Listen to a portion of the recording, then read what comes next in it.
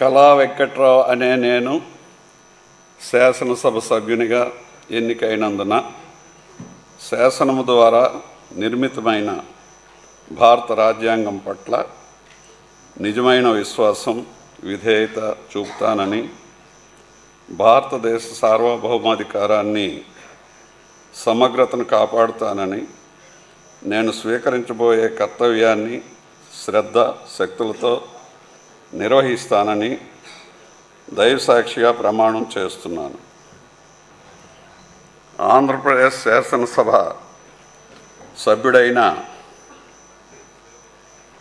కిమిడి కళా వెంకట్రావు అనే నేను సభ నియమాలకు కట్టుబడి ఉంటానని, వాటిని అనుసరిస్తానని, సభ మర్యాదలను పాటిస్తానని, సాంప్రదాయాలను గౌరవిస్తానని దైవసాక్షిగా ప్రమాణం చేస్తున్నాను.